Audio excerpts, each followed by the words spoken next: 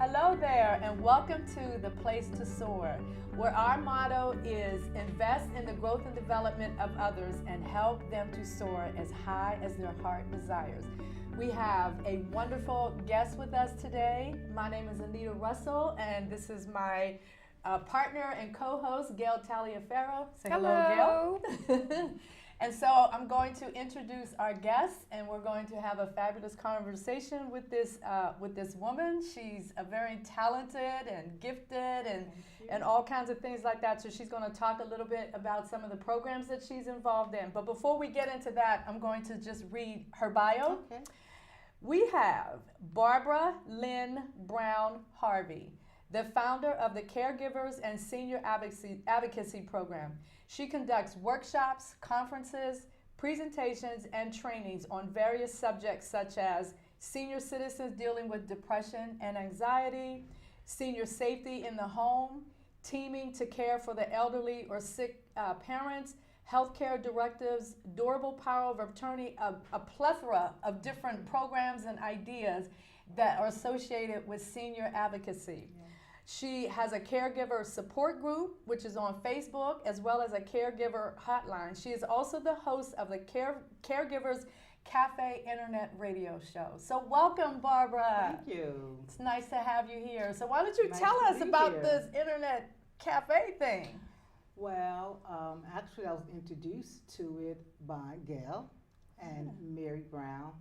They both co-host IWU Media. I don't want to get that wrong. Inspirational Wake Up. Yeah.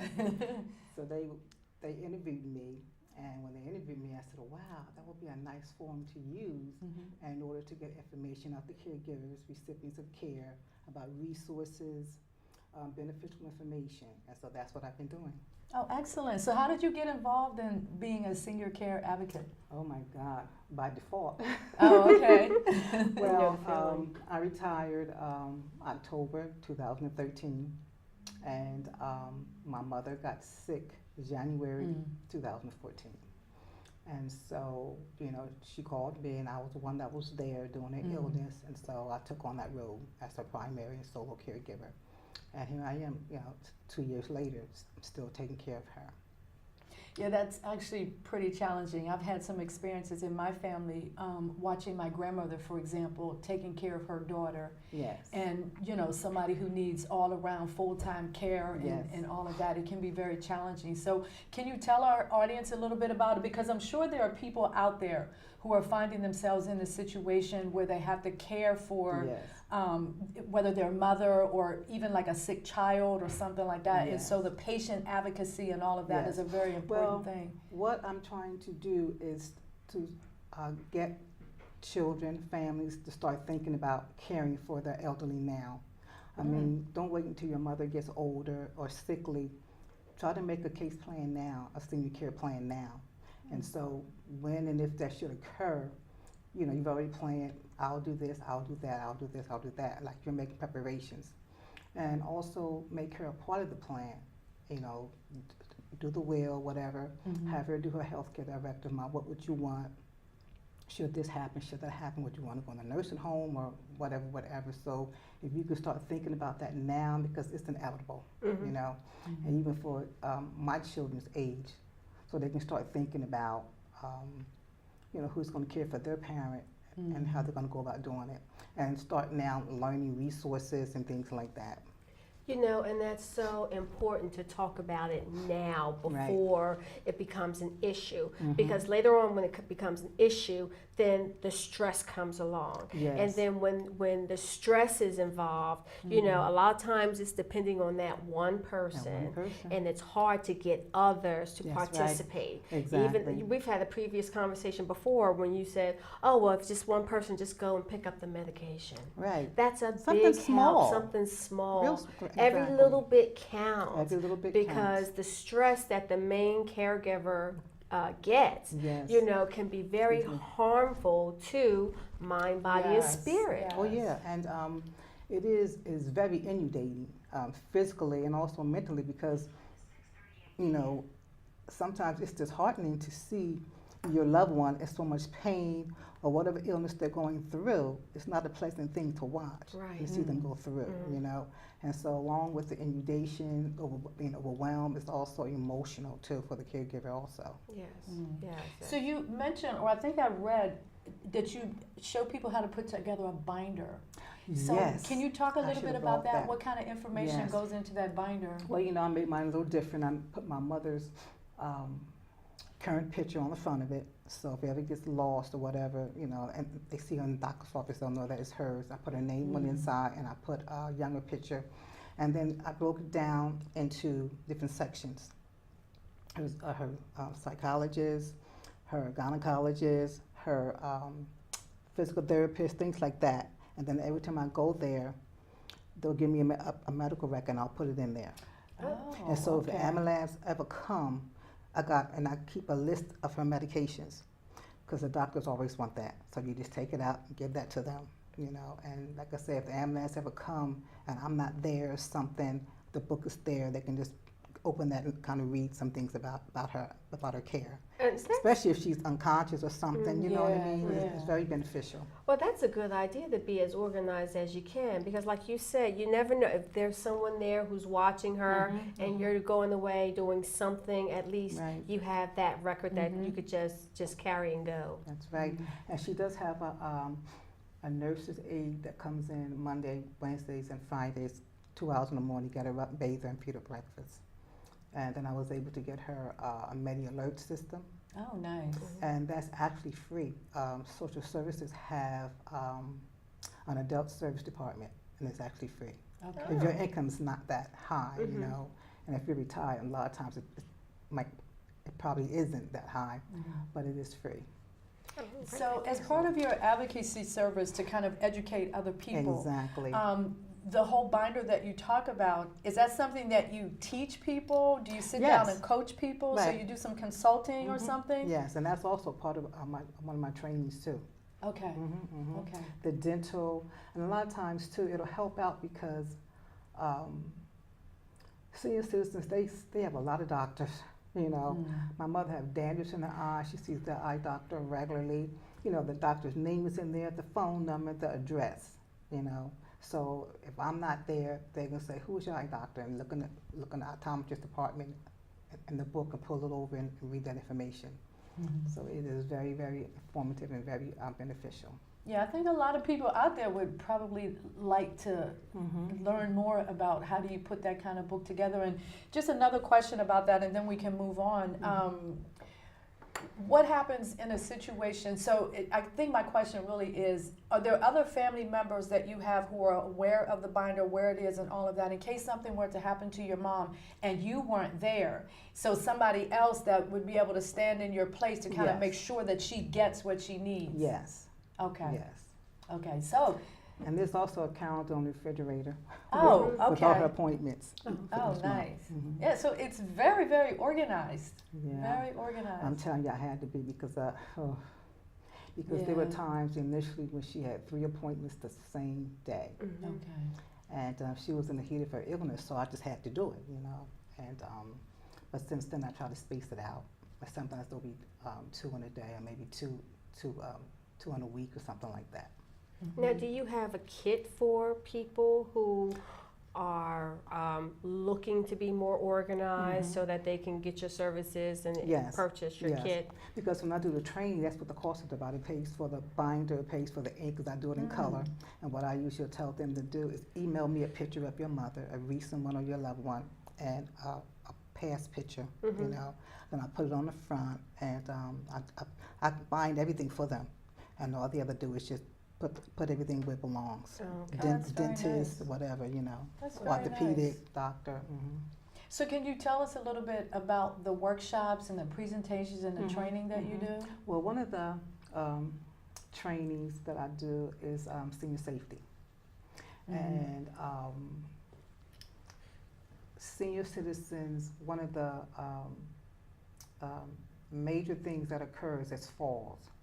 And what I try to do, I have a checklist, and I tell the class, take this checklist to the caregivers, the recipient of care's home, go through every room and make sure that there's no frayed rugs, there are no throw rugs, there are no exposed wires, there's no extension cords hanging out, on the floor, things like that. Make sure there's a mat in the tub, stuff like that, because if you can make the home safer, you can minimize falls. And one thing about falls, during my studies, I've learned that one fall can cost, and medical costs, $20,000 for one person. And a lot of times too, when they do fall, I try to train them how to train that person that when they fall, how to get up. Because a lot of times when they try to get up, they re-injure the same injury that they initially received when they fell, or they cause another injury. And so they really should be rolling their head and the whole body and all the pressure on one side, and not have your head this way and you're pushing to get back up. And because even doing that now, I'm kind of twisting my back. It's painful. You can really snap something. So you want to train them that. So that's one of the trainings that I do. And you know what? And we take that for granted as far as, rugs, like the little area rugs. Oh, yeah, those things slip. Yes, they They're slip. cute, My mother, she gets me when she puts those things. I'm like, Mom, you really shouldn't. It's cute and all, but you really shouldn't put it down, because I see a trip from time to time. So sometimes you get the little tape. They have the double-sided tape, It's, for a while, for now, she can go ahead and be cute and we'll put the tape down, but sooner or later it's going to have to come up, because realistically you could just trip over the littlest thing. And another thing too that people don't realize, that senior citizens a lot of times, because of their eyesight and just because of their age and their mindset, when you have monochromatic colors and carpet, they get dizzy, and that can foster falls too. So always try to have a plain color. Because even sometimes with me, you look at somebody with multiple colors on, sometimes you go like, ooh, especially like checkers sometimes. That's interesting. But, so, I really try to give them a thorough training. You got a story? Is that what that is? Is that what happens to you? That's what happens to you. It's too much going on in your brain. I was like, it's too much. It's just too much working. That's interesting. So, I try to, and I give them everything I got. Like when I do a training, everything that I know that I think is going to help, I give it all. I don't hold back on anything. Where do you do your training? Well, sometimes in churches, if they'll call for training, I'll even talk to somebody on the phone, or, I'll go to their home or whatever. So you do a lot of one-on-one? Okay. But do you also do training in a group? Like a group setting? Yes, and that's what I kind of did that at the book signing too. I talked about team. And so I try to use different forums. And like I was going to do a fashion show, but Mom got sick, and doing the fashion show, I was going to have a senior, a Poise and Pride seasoned citizen fashion show. Clothes that I made, I was going to have them model them, but I was going to do a training also. So that's how I get it in, a lot of times, doing little things like that. Okay, so you mentioned the word teaming, and I believe you have a book here that you want to share? Yes. So tell us a little bit about the book. Well, the book is called Teaming to Follow God's Command to Care for Elderly or Sickly Parents. Okay. And as a primary solo caregiver, I do know how inundated it can be, and I know that it would be more manageable if people would work together as a team. And in my walk on this journey, I ran into people who are going through taking care of their parent, their husband, or somebody alone, and they're just so inundated. And I mean, they literally would grab me and hug me and cry, and just, you saw at the book signing how they stood up and they were just talking about, how inundated they are. And people are reaching out for help, for assistance, resources, something, give me something that they're saying. So out of that, I felt inspired to write the book, because usually that responsibility falls on one person. And it's a known fact that it does. Why? We don't know. The only thing I can think of is that the world has been doing it that way for so long. So it just feels so right. But it really isn't right. And, the family, the neighbors, friends, whomever, everybody should try to pull together, to work together, because it's also even better for the recipient of care, because they'll get better care, because one person is inundated, they may be slacking Yes. somewhere. Yes. You see what I'm saying? That's what I'm saying. If people would just look at that way, you know, and not look at it that you're making it easier for the caregiver, you're making it safer and better for the recipient of care. Mm-hmm. Can you hold that book up Because one more one time? person can't do it all. They may try. Yes, and the reason I asked is because I love that. Oh, and you I know think why? that really is a very strong image to what this book is all about. Well, you know why I chose that? Because all colors, even in African Americans, there's different shades. Yes. Even in Caucasians, there's different shades, darker hair, you know, and we're all one. Yeah. And let's work together. It's unity. You know. But you know that's what it very also nice. reminds me of? Community getting together. See, Mhm. back in the Yes. day, we took care of our own. There were no nursing homes. That's right. It was family, friends, Neighbors. neighbors. Yes, it was. Yes. You You know, know, and we've They gotten would cook away a pot of from food that. and bring dinner over, you yes. know. Taking people to the doctors and stuff like that. Yes, So yes. it really is important that we not just think of ourselves when it comes to Right. our community and our elderly. You Mhm. know, even a small thing as going to the store or taking right. them to the store. That's just that right. little That little the bit. small thing, That right. the small things Mhm. make a big difference. Because I know when Exactly. I was responsible, well, actually, it was two aging grandmothers. Mhm. You know, the one, it was just a matter of, okay, taking her to get her hair done. Mhm. You know, that was a big thing for Mhm. her. Yeah. You know, and it just brightened up her day and made her Mhm. feel better. But Oh, nice. we got to start looking after Oh, our yeah. elderly. Well, the thing about it, you know, everybody know that basic scripture, you know, God is saying, you know, honor your mother and your father Yes, along with your days yes. be. But when they think about that, they're thinking about discipline and listening. But there's more to it than that. And I'm going to tell you, when I really studied it, that's my first chapter. What does the Bible say about it? And that's the longest chapter, is 8 pages. And I'm telling you, it is deep. I mean, it's really detailed. And I've learned some things that I didn't even know about Oh, it. okay. I mean, This is the first chapter in the book you're that's the referring first to? chapter in Oh, the book. okay. That's the Very very good. first. That's the most important thing. So I made So- the first chapter. How do people get this book? They can contact me. I'm on Facebook. They can inbox me on Facebook. Mm-hmm. And so can you just, and it's Well, just under your name on It's just Facebook? under my name, but they can also call me at 609-287-2670. Okay, excellent. So there's one other thing that I wanted to make sure we touched upon, and that was your hotline. Yes. So can you tell us Well, about I'm the going to tell you hotline? about that. For the first 6 months, I slept with my mother, and that added to the stress.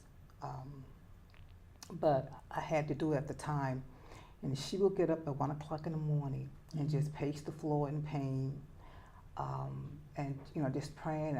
I'm walking behind her. I'm walking behind her, and she would say that, you know, she feel like killing herself and things like that. And I was like, oh my God, like, you know. And I was just so stressed. Of I was course. so stressed, emotionally, physically. And when I got her settled, I just needed somebody to talk to. Now, who can I call at 2 o'clock and 1 o'clock in the morning?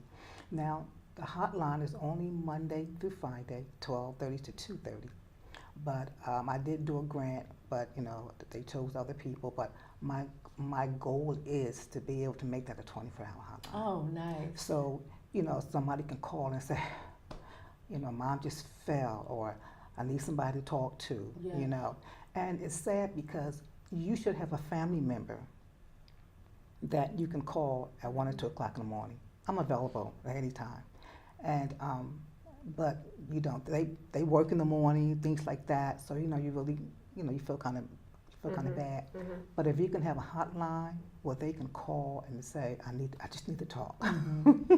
So can you tell our Yeah. audience what that hotline number Oh, is? you know what? I should have brought the hotline number. Oh, wait. I'm so sorry. I think it's on your bio, right? I think it think it is. might I think be. that's the reason why I put it on there. So I 856? 856. Okay, so the Caregivers Support Group is on Facebook, and the Caregivers Hotline is 856-516-5601. And that's Monday through Friday, 12:30 to 2:30. Okay, excellent, excellent. And there's not a lot of staff. Right now, it really is just me, but if you call and you can get me, leave a message, I'll call you back. Okay, very good, very Awesome, good. awesome. So that's really good information for our audience. One of the things that we do, as you know, when we have people come on the show and we have our core values, Yes. and what I do is I ask people kind of tell me like which of those core values resonate with you. I'm not going to go through the whole list, but we have things like vision and purpose, Yes. and life coaching and personal development, Yes. community and family, et cetera, et cetera. So can you tell us the ones that resonated with you in the Yes. context of what it is you actually do and all the things that you just talked about Right. here? Well, your core value system is awesome. It's really Oh, awesome. thank Your you. program is very well put together. But the two that I thought described me was the number one was transformation. Yes. When I retire as a dietary supervisor, my goal was to expound and build my wedding and party planning business. As you know, I love to Oh. decorate. And, I had some little plans, but then Mom got Yes, sick and yes. Mom took precedence. And I even had some events planned, but luckily we didn't get that far as to the contract, so I was able to cancel all but one. And that was Okay. one that was in February because Mom got sick in January. So that was a great transformation for me because I had to put my plans on the back burner, and then I had to restructure and redesign my life, my purpose and my plan. And that was to nurse Mom back to health. And once she was nursed back to health, was to keep her stabilized. Yes. Right. And that's a mouthful right there, so that I will say that may take, probably takes up 85% of my time, taking care of Mom. Yeah, and people don't understand it takes a lot of time and energy It does. to care for elderly. And it's also Yes. commitment. You got to be committed. Yes, and that's another thing too. That's all part of that transformation. Is that my religious convictions, they weren't redesigned, but they rose to another level. Yes. Because even though you love your parents and you want to be there for them, if you're working alone and you're inundated, it is so easy to say, nursing home. Yes. But then you look at God's word, His commandment, and then it just takes me to that next level, Yeah, God has a way of convicting us and letting us know exactly what it is He wants for us to do. Well, tell me something. Okay, so besides the spiritual aspect of it and that being a way of finding some peace and comfort, what else do you do to relieve the stress? Oh, okay. Well, you know what I do? I try to eat right. I really do. And I try to sleep when Mom sleeps, because when I was writing the book, I would be up sometimes at night, writing the book, and then, the Mom will get up, and then I'm sleepy. So I've had to learn to sleep when she sleeps, had to learn to eat right, had to learn to do little exercises, and to just think positive, and, and just keep believing in God, and just praying and asking for strength. And so that kind of got me through. And so now I'm at the point now, I settled in, so, I'm seasoned at it. And so I'm falling in, trying to handle it. Right now I'm working on trying to understand her dementia. It's like she doesn't have it that bad, but the doctor says she have it, and I think it's basically forgetfulness sometimes. Yes. But I'm not that learned in it to say, if it really is or not. But So I want to ask you a different kind of question, because you're wearing a fabulous outfit. Oh, no. So can you tell us a little bit about that fabulous Well, outfit? you And know I think what? this kind of links into what the question that Gail was just asking you in terms I of how know, you I relieve know. stress for you as well. Oh, and that's thanks for bringing that out, because I do sew. And as a matter of fact, I was telling someone, I said, my serger is broken, and I take it down here on Harrison Street to the sew and vac place down here. That's where I bought it from. And I'm going to take it back this week. It's in my car now, as a matter of fact. So I said, I'm going to have to get my surgery fixed. So I brought it with me, and I have to get some material because the winter is coming, and that's when I'm going to be in the house with Mom most of the time. And I'm going to need to have to do some sewing. So in the spring, you're going to see some new outfits. So is this a way for you to de-stress? It is. It really is. I enjoy it. I really do. I enjoy it, and it just redirects my mind when I'm stressed, when I'm feeling overwhelmed. You know, and not that I want to put my personal business out there, but life is life, and people know that I'm doing this alone. Right. But it's even the disappointment and the pain of not receiving help, and the bewilderment of it all, and not really understanding why, and so when I have the downtime, before I let my mind do a lot of wandering, or things like that, I'll do something, And you know what? It's funny how you say that, because when I run into people who are caring for an elderly person or parent, one of the things I tell them is you have to take care of yourself first. Oh, exactly. You have to make sure that you get your alone time. It doesn't have to be out of the house. It could just be in your bedroom or room, reading the Bible, listening to music, or just reading a book. That's right. Or sewing. Or sewing, yes. Or exercising, make sure that we build our endurance so that we can be physically capable of being able to handle any situations that come along. Some people may find that to be selfish, but it's not selfish, because if you're sick, no, it's not. If you're unable, if you're having aches and pains that could be avoided if you take care of yourself, then how can you be there for your loved ones? We have to think about that too. And one of the things that I do to relieve stress, I crochet. Oh, good. Yeah, I crochet. I just started coloring. Well, to relieve stress, I do. I sit there. They have adult coloring books. And that's what my mother did too. She would literally draw. Yeah. She would draw. Yeah. I write.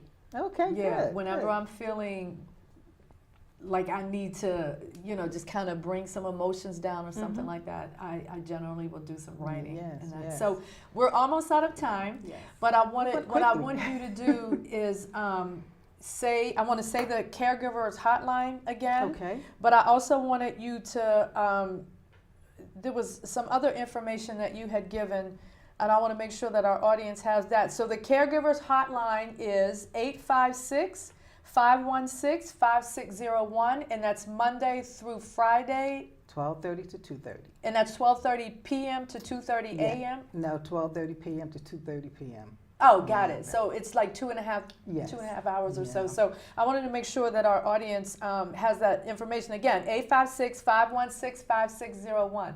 So in the last minute or so, what golden nugget of information do you want to leave with our audience? Well, the one thing that I would like to say to a caregiver is that the most important thing is to learn about the person's illness, how to care for the illness. Make sure that you find out all you can about the resources in your community so you can have some assistance. And make sure you get plenty of rest. Think positive. And you can't do it all. Just do the most important things that matters at that time. Amen. Awesome. Amen. So thank you very much. Welcome. We just had Barbara Brown Harvey as our guest, and I want to thank you so much for stopping by the Place to SOAR. And we'll see you next time. Thank you for joining us. Thank you. Bye-bye.